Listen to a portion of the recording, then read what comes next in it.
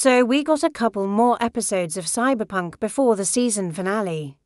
And I think it is time we talk about something that has been bugging me since the very first episode. And even with all the research and development in the world, we still aren't at the point where we can restore someone's vision with an implant or restore hearing with an implant. But in Cyberpunk, it's a whole other story. Something that came up again in the last episode, people being addicted to their phones, people being stalked and harassed online. He's a prime example of what could go wrong with neural implants. Sure, he's a fictional character. But think about all the people out there who could benefit from a neural implant. Because I feel like these characters could have been so much more than what the writers made them out to be. Well, that's true. But I still think there's room for more realism. Cyberpunk isn't just about dystopia, it's about the human condition, it's about the struggles we face as we try to find our place in an ever-changing world.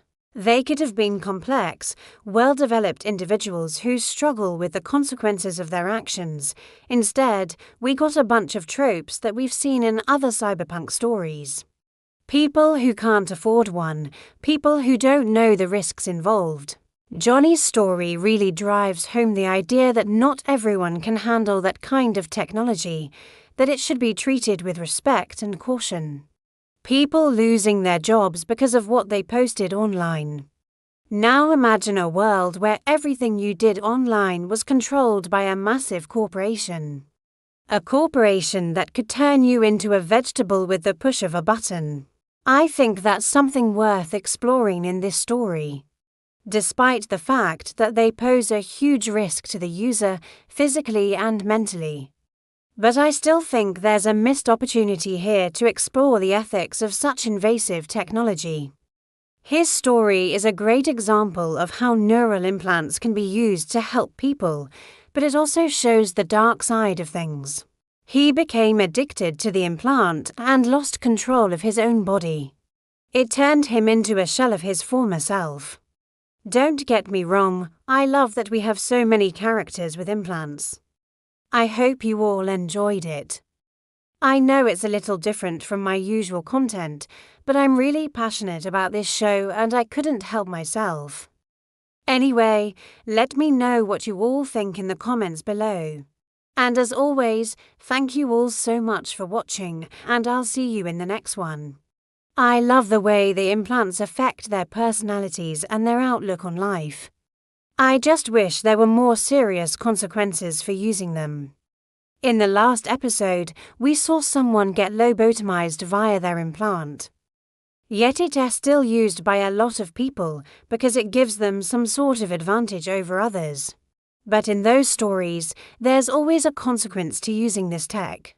If the main character gets caught, they have to go into hiding or they get hunted down by the government.